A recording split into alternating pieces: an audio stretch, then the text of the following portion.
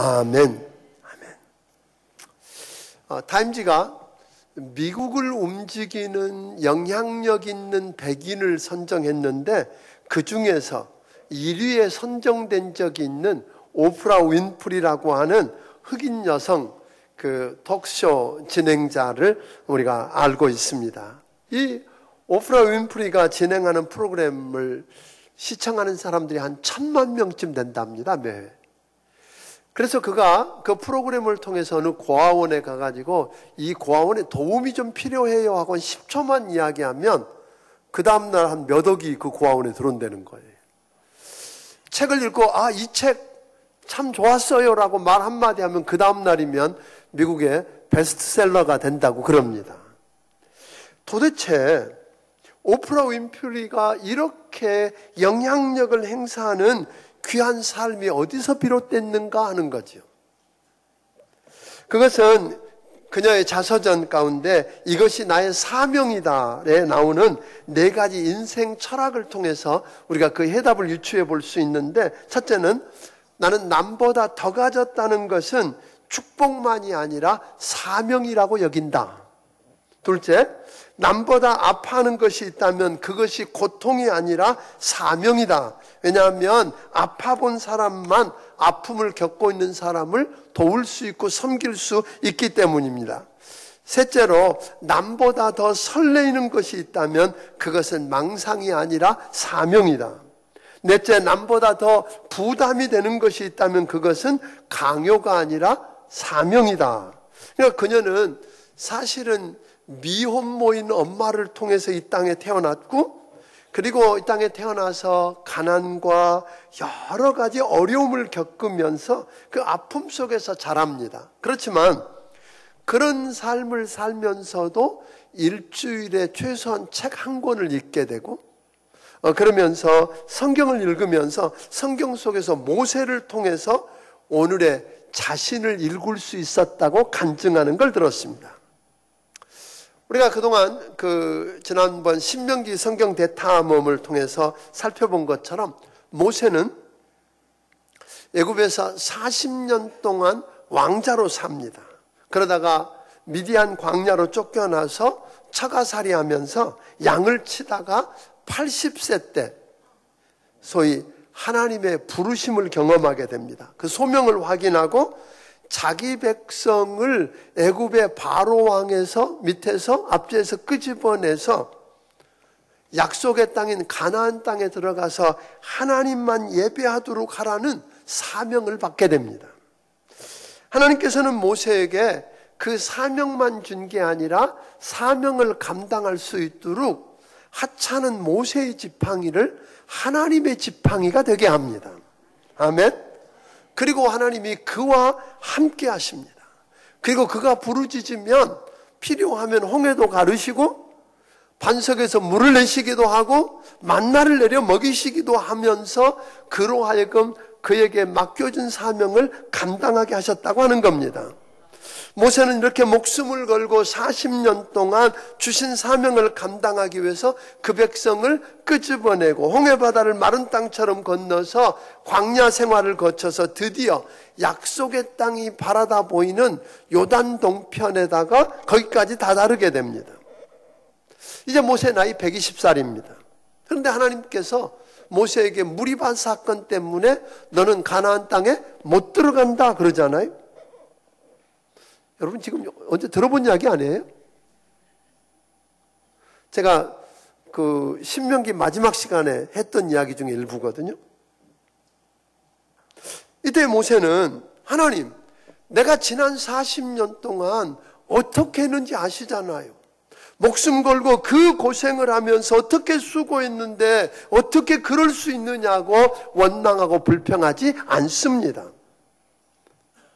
또는 하나님 그렇다면 알았어요. 나하고는 이제 상관없는 일이네요. 나 없이 한번 해보세요 라고 무관심하거나 방관 속에서 그냥 바라만 본 것도 아니었습니다. 모세는 약속의 땅에 들어가지 못하고 죽음의 임박한 시점에 있으면서 그럼 뭘 준비합니까?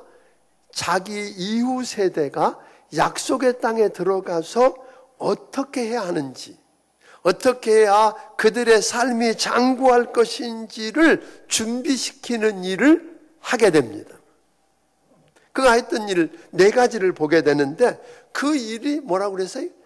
그가 맡겨진 사명을 마무리하는 일이라고 믿었다는 거예요. 그래서 첫째로 그는 말씀한 대로 후계자 여호수아를 준비해서 그에게 안수하고 기름 붓는 일을 하게 되고 그에게 일을 맡깁니다. 그러니까 모세는 제가 하던 일 아무나 못한다고 이제 나 없이 한번 해보세요 라고 하지 않았다는 거예요. 둘째로는 모세는 그동안 하나님께서 모세 자기를 통해 하나님이 주신 말씀과 율례와 규례들을 하나로 묶어서 책을 만들고 그리고 언약궤 곁에 놔두고 그것을 매년 읽어주고 가르쳐서 지키게 하는 일을 합니다. 다시 말하면 이제 그동안 하나님의 말씀을 받아서 전달하던 모세는 사라졌지만 하나님께서 모세를 통해서 주셨던 말씀 즉 토라는 이스라엘 곁에 있으면서 그들을 인도하고 그들의 삶을 책임지는 신앙의 유산으로 남겨줬다고 하는 것입니다. 셋째로 모세는 그가 죽은 후에 백성들이 약속의 땅에 들어가서 살게 되겠지만 배가 부르면 하나님 모른다고 말씀을 잊어버리고 배신할 걸 알았고 그리고 그때 하나님이 징계하실 걸 알았어요. 그래서 말씀은 쉽게 잊어버리지만 말씀을 노래로 만들어서 부르게 함으로 그 말씀을 기억하고 다시 돌아올 토대를 만드는 일을 합니다. 그리고 마지막으로는 모세는 맨 마지막에 모든 지파의 이름을 하나씩 불러가면서 구체적으로 축복해요. 마치 야곱이 그 12아들에게 그런 것처럼 구체적으로 축복하면서 기도로 유언을 대신합니다. 오늘 여러분, 그런 삶을 통해서 모세는 그를 불러서 그에게 맡겨주신 사명, 그것을 마무리하게 됩니다. 그러니까 모세는 자기가 누군지 알았어요. 자기가 이 땅에 왜 존재하는지, 그를 통해서 하나님이 무엇을 이루려고 하는지 그 사명을 뭐였다고요? 알았던 사람이었고 그 사명을 감당하기 위해서 목숨을 걸었던 사람이었습니다. 그래서 그를 신명기 34장 7절은 우리에게 이렇게 이야기해 줍니다. 같이 읽어봅니다. 시작. 모세가 죽을 때 나이 120세였으나 그의 눈이 흐리지 아니하였고 기력이 쇠하지 아니하였더라. 여러분, 모세 나이 120세고 나이 많아 늙었다고 그랬어요. 나이 많아 늙었는데 눈이 흐려지지 않고 기력이 쇠하지 않았다는 거예요. 이 말을 다른 말로 바꿔 말하면 그는 인생을 병들어서 오늘 사고가 나서 인생을 마무리했다고 이야기하는 게 아니라 하나님께서 그에게 맡겨준 사명을 다 감당하고 마무리했을 때 하나님이 그를 데려가셨다 그런 이야기예요. 믿습니까? 오늘 다시 말하면 모세에게 하나님이 주신 사명을 다 마치자 그는 죽었다 그런 이야기죠. 신약에 오면 사도 바울도 디모데후서 4장 7절과 8절을 통해서 그렇게 이야기합니다. 나는 선한 싸움을 다 싸우고 나의 달려갈 길을 마쳤고 믿음을 지켰다. 그는 뭐 했어요? 하나님이 그에게 주신 뭘 다 이루었다고요? 사명을 다 이루었습니다. 마무리, 부끄러울 게 없고 후회할 것도 없는 그의 인생을 살고 그리고 난 다음 말하기를 이제 이후로는 나를 위해서 의의 면류관이 예비되어 그렇게 사명을 다 감당하고 하나님 앞에 서면 하나님 앞에 상이 있다고 하는 이야기를 그는 하고 있는 것입니다. 뿐만 아닙니다. 성경에 나오는 사람들만 그런 게 아니라 리빙스턴 같은 사람, 소위 아프리카의 선교사로 갔던 리빙스턴이라고 하는 사람은 그 선교 일을 감당하다가 너무 건강이 어려워졌어요. 그러니까 사람들이 그의 건강을 염려하고 죽을까 봐 불안해하는 자들에게 리빙스턴이 그런 이야기를 합니다. 하나님이 내게 맡겨주신 사명을 다 마치기까지 나는 죽지 않는다. 오래 살고 싶으세요? 하나님이 맡겨주신 사명, 여러분 그 사명을 붙들고 그 일을 감당하면 그 일 마칠 때까지는 안 데려가실 거예요. 아멘?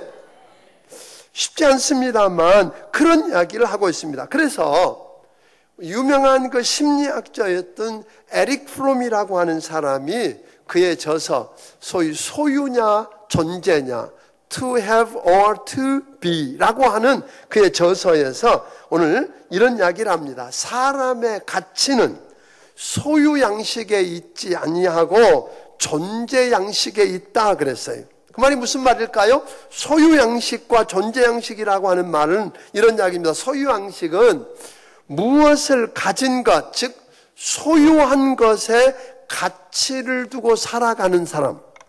내가 얼마나 가졌는가, 내가 탄 차가 티코냐 그랜저냐에 가치를 두고 살아가는가, 내가 사는 집이 18평인지 40평인지에 가치를 두고 살아가는지, 오늘 이것을 우리가 보여주는 겁니다. 그래서 에릭 프롬은 그런 데다가 가치를 두고 살아가는, 가치를 부여하면서 사는 사람을 에릭 프롬은 그건 사람이라고 부르지 않고 동물적인 사람이라고 따로 분류해놓고 부르는 걸 보게 됩니다. 그러니까 사람의 가치는 소유에 달려있는 게 아니라 뭐에 달려있다고요? 오늘 소유에 달려있는 게 아니라 존재에 달려있다고 하는 것입니다. 존재 양식을 가지고 살아간다는 말은 사명을 중요하게 여기고 생각한다는 말이고 목적을 중요시 여긴다는 사람입니다. 이렇게 사람의 가치는 그가 무엇을 바라보느냐 또는 무엇을 지향하고 사느냐에 달려있다고 하는 것 잊지 않게 되기를 바랍니다. 그래서 고든 맥도널드라고 하는 사람은 이 말씀을 근거해서 사람을 세 종류로 나누었습니다. 하나는 끌려다니는 사람이 있고, 또 하나는 쫓겨다니는 사람이 있고, 세 번째는 부름받은 사람이 있다 그랬어요. 그러니까 끌려다니는 사람이라고 하는 건 어떤 사람이냐면 마치 우리가 개울에다가 종이배 하나를 띄워놓으면 그 종이배는 물이 흘러가는 대로 그냥 떠내려가는 거죠. 그럴 수밖에 없는 것처럼, 왜냐하면 종이배에는 돛대도 없고 그러다 보면 노도 없고 그렇다고 엔진도 없으니까 물결 흘러가듯 그냥 끌려가는 그런 인생이라고 하는 것입니다. 그러니까 이런 사람들의 특징은 돈에 끌려가고 쾌락에 끌려가고 또 명예에 끌려가고 권력에 끌려가고, 여러분 그렇게 산 사람들의 마지막을 우리는 다 보잖아요. 그들의 마지막이 대단한 것 같았는데 얼마나 비참한가를 우리는 보게 됩니다. 또 그런가 하면 이렇게 끌려다니는 사람들의 마지막이 불쌍한 것뿐만 아니라 쫓겨다니는 사람도 있다는 겁니다. 이 사람들은 아주 열심히 일도 하고 능력도 대단하고 사업을 일으키기도 하고 괜찮아요. 그런데 늘 쫓깁니다. 늘 하루를 쫓겨서 살고 지쳐서 늘 오고 그 다음 또 일을 걱정하고 이런 사람들입니다. 그렇기 때문에 예를 들면 이제 그런 사람들의 특징은 예배를 드리러 와서도 늘상 시계를 쳐다봅니다. 언제 끝나지? 만약에 예배가 조금만 길어졌다 그러면 금방 우라가침입니다. 그런 분들은 그런 분인 줄 아시면 되겠습니다.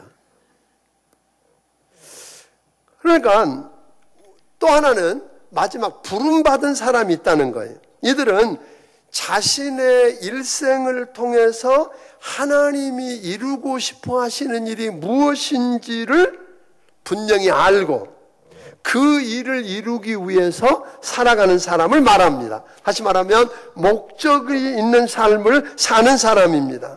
저는 여러분 모두가 다 부름받은 삶을 살 수 있게 되기를 주의 이름으로 축원합니다.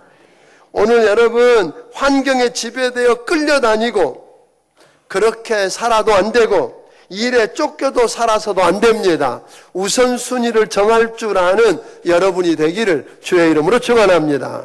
오늘 내가 해야 할 일이 무엇인지를 그러므로 알아야 합니다. 올해 이루어야 할 일이 무엇인지를 알아야 합니다. 오늘 이달에 이루어야 할 일이 무엇인지를 알아야 하고 오늘 이루어야 할 일이 무엇인지를 알아야 하고 심지어는 오늘 이 예배 시간에 이루어져야 할 일이 무엇인지를 아는 사람입니다. 그런 사람은 예배를 드려도 하나님 앞에서 그냥 건성으로 예배 드릴 수가 없습니다. 살아있는 예배를 드리고 하나님을 만나는 축복이 있게 되는 줄로 믿습니다. 그러나 쫓겨다니는 사람은 예배를 드리면서도 말씀을 듣는 것 같은데 한쪽으로는 뭘 생각해요? 사업 생각하고 있습니다. 오늘 예배 끝난 다음에 할 일을 생각하고 있습니다. 그러다 보니까 예배도 실패하고 그의 삶도 실패하는 걸 종종 본다는 겁니다. 오늘 설교 들으면서 딴 생각하고 있는 분들이 그 사람인 줄 알면 됩니다. 그런데 그렇다면 오늘 부름받은 사람,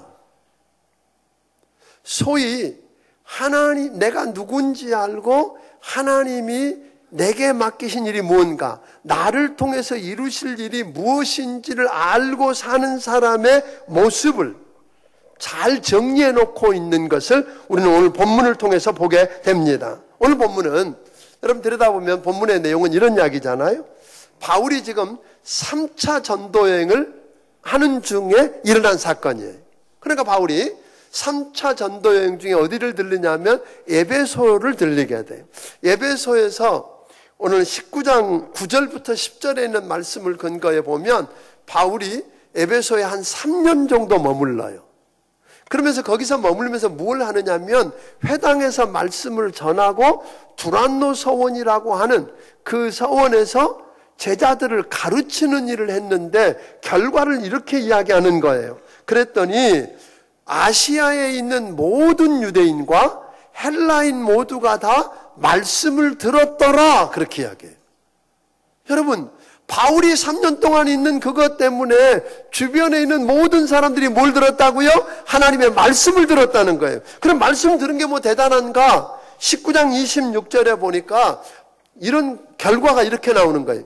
그 사람들이 말하기를, 야, 바울이라고 하는 사람이 말하기를 사람이 손으로 만든 건 신 아니래 이렇게 이야기했다는 거예요. 그렇게 하는 말씀을 듣고 사람들이 그 에베소에 뭐가 있었냐면 그 당시에 세계 7대 불가사의 중에 하나인 소위 아데미 신전이 있었다고요. 그 아데미 신전이 얼마나 대단한 위용을 갖추고 있었는지 그 아데미 신전에 사람들이 몰려왔고 와서 그냥 가는 게 아니라 아데미 신전 안에 있는 그 여신의 모양을 사다가 집에다 앉혀놓고 예배드리고 그 복을 빌고 했었는데 바울이 전한 그 말씀을 듣고는 사람들이 사지 않는 거예요. 안 사는 정도가 아니라 집에 있는 것도 내다 버리게 되는 거예요. 그러다 보니까 자연히 무슨 일이 났어요? 그것을 해서 돈 벌어먹고 살던 수천의 사람들이 돈벌이가 안 되는 거예요. 그래서 소유를 일으키는 장면을 여러분들이 보게 됩니다. 자, 그런데 이 바울이 그 에베소를 지나서 이제 어디로 가요? 유럽성에 있는 마게도냐를 거쳐서 소위 헬라, 그리스까지 갔다가 다시 돌아올 때는 마게도니아에서 배를 타고 어디로 오느냐면 그 에베소에서 남쪽으로 한 60km쯤 떨어져 있는 밀레도라고 하는 항구로 오게 돼요. 그런데 이때 바울이 급했어요, 마음이. 왜냐하면 아시아 교회들이 헌금해 준 걸 가지고 기근을 만난 예루살렘 교회를 돕기 위해서 가는데 오순절 이전에 들어가고 싶었던 거예요. 그러니까 바울이 에베소를 가지 않고 에베소에 있는 장로들을 불러다가 거기서 말씀을 전하고 있는 내용이 오늘 본문이에요. 이것을 통해서 사도 바울이 뭘 이야기하느냐면 내가 에베소에서 사역했던 본질이 무엇인지 아느냐? 그리고 그 사역을 내가 어떻게 했으며 왜 그렇게 했는지를 회고하면서 말하고 있는 것이 오늘 내용입니다. 그러니까 바울은 이런 이야기예요. 내가 주의 은혜로 하나님의 은혜로 죄인 중에 괴수 같은 내가 구원받은 후에 내 인생을 한마디로 말하면 하나님이 부르신 그 부름의 이유, 즉 불러서 내게 맡겨주신 그 일, 그게 뭐예요? 그 사명을 이루기 위한 내 삶이었다 하는 거예요. 그러니까 바울의 인생을 보면 뭐예요? 하나님이 불러서 구원한 다음에 그에게 하라고 맡기신 사명을 이루기 위한 삶이었다, 그렇게 이야기하는 거예요. 그 사명이 오늘 뭐였다고 이야기하느냐 하면 24절 같이 한번 읽어봅니다. 시작. 내가 달려갈 길과 주 예수께 받은 사명 곧 하나님의 은혜의 복음을 증언하는 일을 마치려 하면은 나의 생명조차 조금도 귀한 것으로 여기지 아니하노라. 여기서 바울은 뭐라고 이야기하느냐 하면 나는 예수 그리스도로부터 받은 뭐가 있다? 사명이 있다 그랬어요. 그러면 사도 바울이 구원받고 난 다음에 예수 그리스도로부터 받은 사명이 뭐라고 이야기하죠? 그 사명은 곧 하나님의 은혜의 복음을 증거하는 거다 그랬어요. 그러니까 바울은 그동안 그 복음을 내가 에베소에서 3년 동안 전했다 그랬는데 그 복음이 뭐예요? 복음. 우리가 잘 아는 대로 복음은 하나님이신 예수님이 성경대로 이 땅에 오셔서 우리 죄값을 해결하고 죄 문제를 해결하기 위해서 십자가에 피 흘려 죽으시고 성경에 약속된 대로 사흘 만에 다시 살아나셔서 승천하셨다가 성경의 약속대로 다시 오신다 하는 걸 믿는 게 뭐예요? 복음이죠. 아멘? 이것을 믿으면 구원받는다는 거예요. 그런데 오늘 21절에 보면 좀 더 복음을 여기서는 이렇게 설명하고 있습니다. 21절 읽어봅니다. 시작. 유대인과 헬라인들에게 하나님께 대한 회개와 우리 주 예수 그리스도께 대한 믿음을 증언한 것이라. 오늘 여기서는 이렇게 이야기하는 거예요. 오늘 복음은 하나님께 대한 회개와 예수 그리스도께 대한 믿음이다라고 설명했는데, 왜냐하면 하나님께 대한 회개, 즉 하나님 앞에서 지은 죄를 회개하고 하나님을 향해서 내 인생을 돌아서는 것, 이게 회개고, 아멘? 그것만이 죄 문제를 해결하는 유일한 해답이라고 이야기하고, 그리고 예수 그리스도께 대한 믿음, 이것이 바로 하나님 앞에서 우리가 의롭다함을 얻고 새 인생을 사는 유일한 해답이라고 오늘 바울은 이야기하고 있는 것입니다. 그러니까 바울은 이 은혜의 복음 없이는, 오늘 회개하고 예수 그리스도를 믿는 은혜의 복음이 없이는 뭐가 없다? 구원이 없다, 그런 거예요. 이 은혜의 복음을 수용하지 않으면 개인도 민족도 새로워질 수 없다, 그렇게 이야기합니다. 아멘? 사랑하는 성도 여러분, 그래서 바울은 이 은혜의 복음을 증거하는 일을 위해서 목숨을 걸었다, 그렇게 이야기하는 거죠. 그러니까 자기 자신의 가장 중요한 일이 뭐였어요?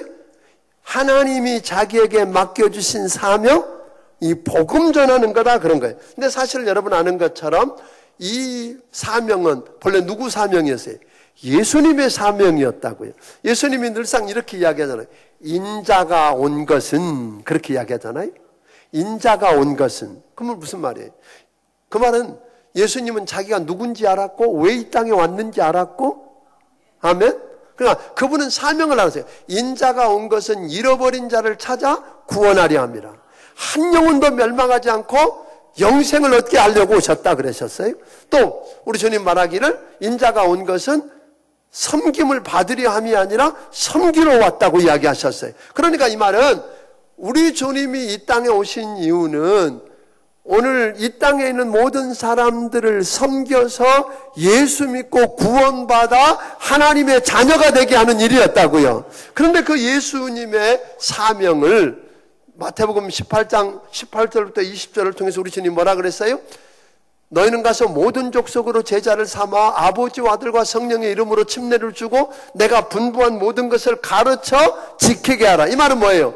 예수님의 사명이 누구의 사명이 되었다는 거예요? 우리의 사명이 되었다는 거예요. 아멘? 예수 믿는 여러분과 내 사명이 되었고, 그래서 예수님의 사명이 곧 누구의 사명이? 바울의 사명이 되었고, 오늘 예수 믿는 여러분과 나의 사명이 된 줄로 믿으시기를 바랍니다.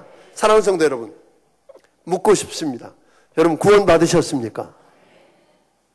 정말로 예수 그리스도 앞에 죄를 고백하고 죄 용서받은 확신이 있습니까? 예수님을 여러분의 구주와 주님으로 마음속에 모셔드리고 하나님의 아들이 되고 딸이 되는 특권을 누렸습니까? 구원받으셨다면 반드시 구원받은 여러분과 나에게 하나님 뭘 주신다고요? 사명을 주십니다. 믿습니까? 그렇다면 묻고 싶습니다. 우리 주님이 여러분에게 맡기신 사명은 무엇입니까? 여러분, 아까 모세 이야기를 하면서 이렇게 이야기했어요. 하나님은 모세에게 그 어마어마한 사명을 맡겼어요. 그 애굽 왕인 바로와 대적해서 백성을 해방시키고 약속의 땅에 들어가게 하는 일을 하라고 그랬는데 그냥 무작정 하라고 안 그러셨어요. 하나님 뭘 주셨어요? 본래 하찮은 막대기, 모세가 들고 다니던 지팡이를 하나님의 지팡이가 되게 했다고요. 믿습니까? 그리고 그와 함께 했다고요. 그런 것처럼 우리 주님도 여러분과 내게 사명을 맡기셨어요. 여러분과 내 인생을 통해서 하나님이 이루실 일이 있다는 거예요. 믿습니까? 그냥 왔다가 그냥 되는 대로 살다가 그냥 갈 존재가 아니라 하나님은 만세전부터 계획하셔서 여러분을 뽑으셨고 구원하신 다음에 여러분을 통해서만 이룰 그 일이 있다고 이야기하시는 거예요. 그 일을 위해서 맡겨주신 그 사명을 이룰 수 있도록 하나님이 여러분과 내게 준 모세의 지팡이가 아니라 하나님의 지팡이가 있단 말이에요. 여러분과 내가 들고 다니던 하찮은 모세의 지팡이를 하나님이 이제 뭐예요? 하나님의 지팡이로 바꿔주셨는데 그게 뭐예요? 하나님은 사명을 이루기 위해서 우리에게 은사를 주셨어요. 아멘? 여러분의 은사가 뭔지 모르겠어요. 우리가 몸을 보면 이 몸뚱아리 가운데 뭐 큰 것도 있고 작은 것도 있고 중요하게 보이는 것도 있고 하찮게 보이는 것도 있고 귀하게 보이고 천하게 뭐 다양한 게 다 있어요.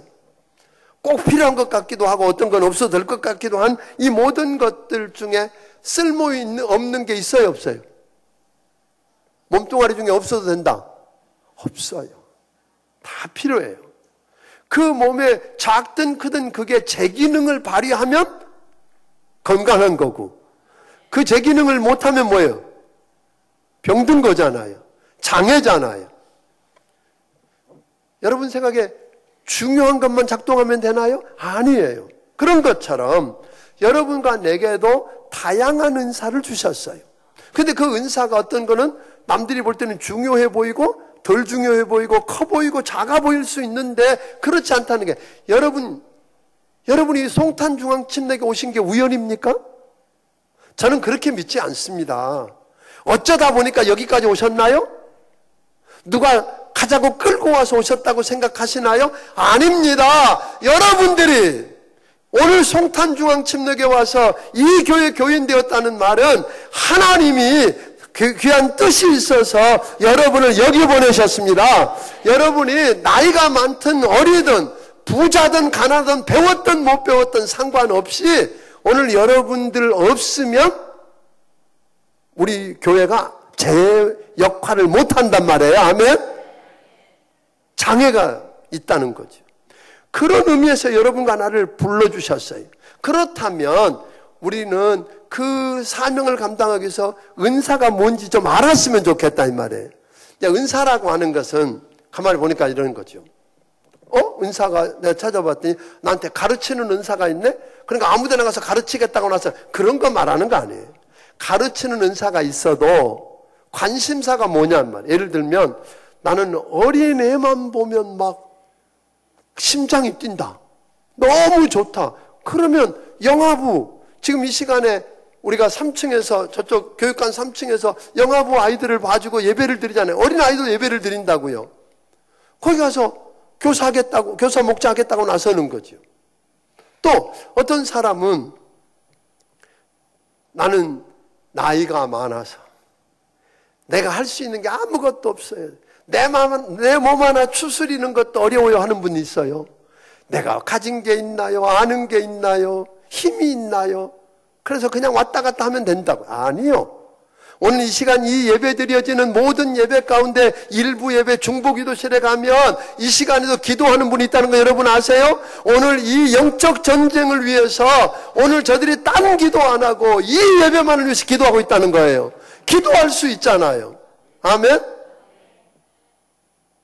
나는 성경도 잘 모르고 괜찮아요. 남자들 가운데 주차 관리할 수 있잖아요. 차 오는 거 반갑게 맞아주고 오라이 빠꾸 이런 것만 잘하면 되잖아요. 차량 운전을 할 수도 있고 노뎀나무 가서 여러분 차도 마시고 김밥도 드시는데 그게 그냥 되는 게 아니에요. 누군가가 일찍 나와서 밥도 가서 요리를 도울 수 있잖아요. 찬양대 할 수 있잖아요. 교사 목자 할 수 있잖아요.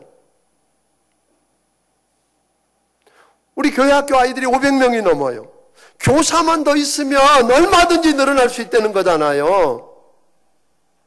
그래서 하나님이 여러분에게 주신 은사가 뭔지 모르겠어요. 그 은사, 여러분 그 은사를 발견하고 그 은사를 하나님이 주신 지팡이로 삼아서 아멘, 역사를 이루면 여러분에게 맡겨주신 사명이 감당될 줄로 믿으시기 바랍니다. 이런 역사가 있었으면 좋겠어요. 작은 일, 큰 일이 아니라고. 나는 아무것도 못하겠다. 제가 한 가지 이야기할 수 있어요. 웃을 줄만 알면 교회 앞에 마당에 서 있다가 오는 사람 보고 그냥 웃고 어서 오시라고 안녕, 이것만 해도 큰일 아니에요? 아멘? 그래서 오는 사람들이 아이고 나를 반갑게 맞아주네. 큰일이요. 저는 우리 교회 안에 아무도 구경꾼이 없게 되기를 주의 이름으로 축원합니다. 구경꾼 없었으면 좋겠어요. 어떤 분은 그러더라고요. 이 교회는 사람이 많으니까 아이고 나 같은 거 별로 쓸모없을 거라고. 천만의 말씀이에요. 그래서 더 많은 분들이 필요해요. 처음 오신 분 상관없어요. 성경 몰라도 돼요. 다만 여러분이 예수님을 구주와 주님으로 믿는다면, 아멘? 구원받았다면, 그래서 하나님이 내게 맡겨주신 사명이 있다는 걸 안다면 여러분 역사를 보세요. 어떤 사람들이 역사를 움직여 갔던가요? 최근에 넬슨 만델라라고 하는 남아공 대통령이 돌아가셨어요. 깜짝 놀란 건 그 남아공에 본래 흑인과 백인들이 늘 분쟁하던 곳이, 그런데 흑인, 백인 가리지 않고 여당, 야당 가리지 않고 부한 사람, 가난한 사람, 어린아이 가리지 않고 온 백성이 애도하고 슬퍼하는 걸 보았어요. 그 나라뿐 아니라 우리나라에도 전 세계에 있는 사람들이 그를 추모하고 있는 모습이 뭘까요? 넬슨 만델라는 다른 것이 아니라 그 시대의 문제였던 흑백 간의 갈등, 그 흑백 간의 흑인과 백인 사이에 있었던 그 갈등과 분쟁을 해결하는 걸 자기 사명으로 알았어요. 그래서 17년 동안 그 일을 위해서 감옥도 갔어요. 죽을 뻔한 경우를 여러 번 경험했어요. 그래서 그 일을 통해서 그 문제를 해결하는 걸 사명으로 알았기 때문에 대통령이 된 다음에, 흑인이 처음으로 대통령 됐으니까 백인들 몰아내고 압박한 게 아니었어요. 왜요? 둘 사이가 갈등 없이 평화롭게 사는 것이 그의 그렇게 만드는 게 사명이었기 때문에 그런 거예요. 저는 역사를 보면 모든 시대마다 자기 시대에 있었던 문제, 아까도 얘기한 것처럼 내게 있는 것을 사명으로 알고 불편한 걸 사명으로 발견한 사람을 통해서 우리 하나님이 그런 역사를 이룬 줄로 믿으시기를 바랍니다. 자, 그렇다면 사도 바울은 자기가 사명이 뭔지 알았어요. 그 말은 자기가 누군지 알고 왜 내가 이 모양 이 꼴을 하고 이 시대에 이렇게 사는지 그걸 우연이라고 여기지 않고 자기를 통해서 하나님이 이루시기를 원하는 게 무엇인지를 알았고 그것을 위해서 목숨을 걸었단 말이에요. 그런데 바울이 그 일을 어떻게 했는가를 오늘 19절은 이렇게 설명합니다. 같이 읽어봅니다. 시작. 곧 모든 겸손과 눈물이며 유대인의 관계로 말미암아 당한 시험을 참고 주를 섬긴 것과. 오늘 여기 보니까 그런 이야기예요. 바울은 예수님을 누구라고 불렀어요? 주님이라고 불렀어요. 그럼 예수님이 주인이면 주인이라는 말이니까 나는 뭐예요? 종이라는 말이잖아요. 또 하나, 고린도전서 4장 6절을 통해 6절 7절을 통해서 사도 바울은 뭐냐면 내가 가지고 있는 중에 받지 않은 게 아무것도 없다 그런 거예요.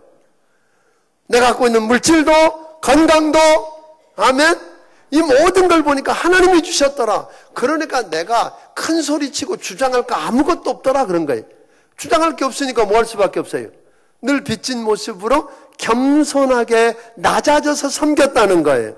이런 일들이 일어나기를 주의 이름으로 축원합니다. 낮아져서 섬겼다. 오늘 사도 바울은 그래서 늘 겸손했어요. 우리가 여러분 섬기되 겸손하게 섬기기를 주의 이름으로 축원합니다. 아멘.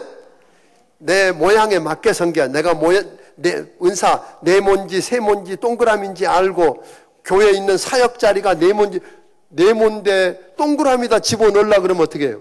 나도 아프고 상대방도 상처 주고 이럴 거 아니에요. 그거 아는 것과 못지않게 중요한 게 겸손하게 섬기는 거고 또 하나는 뭐라고 그랬어요? 눈물이었다 그랬어요. 31절도 그는 눈물로 사역을 했다고 그랬어요. 오늘 저는 우리 성도들의 삶 속에 눈물이 있기를 바랍니다. 어려운 사람들을 보면서 내 아픔처럼 다가와서 그를 보고 울 수 있는 눈물이 있기를 바랍니다. 오늘 여러분들이 일하다가 오해를 받고 다른 사람들로부터 비난을 받을 때에 혼자 어떻게 할 수가 없어서 하나님 앞에 나와서 엉엉 울면서 부러지는 눈물이 있기를 바랍니다. 드라마 보고 우는 것 말고 말이에요. 좀 눈물이 없어진 시대를 사는데 오늘 여러분 눈물이 있기를 바랍니다. 마지막 사도 바울은 그 일을 하면서 그 고난을 견디었다고 이야기합니다. 오늘 여러분 환경 탓하지 마십시다. 환경 탓하면서 오늘을 낭비하는 사람들이 많습니다. 내일 하겠다고 좋은 기회가 주어지면 내가 하겠다고 하면서 오늘을 허비하는 사람들도 많습니다. 여러분 오늘 지금 우리가 그동안 부흥회도 했고 여러 결단들을 했는데 이달이 가기 전에 여러분 모두가 다 좀 은사를 따라서 모르겠으면 사역자들 붙들고 좀 물어보세요. 나 좀 도와달라고 나도 섬기고 싶다고 하면 나도 하나님이 나를 통해서 이루실 일이 뭔지 알고 싶다고. 그래서 여러분 통해서 하나님의 역사를 보게 되기를 주의 이름으로 축원합니다. 하나님이 늘 부른 거 보면 모세도요 왕자로 있다가 남의 집 양 치는 일 하는 걸 창피하다고 그거 안 하는 게 아니에요. 그 양을 치고 있을 때 하나님이 만나주셨잖아요. 다윗도 그랬잖아요. 그러니까 오늘 여러분 주어진 자리에서 작은 일부터 시작해서 하나님이 붙들고 쓰시는 여러분들이 되기를 주의 이름으로 축원합니다.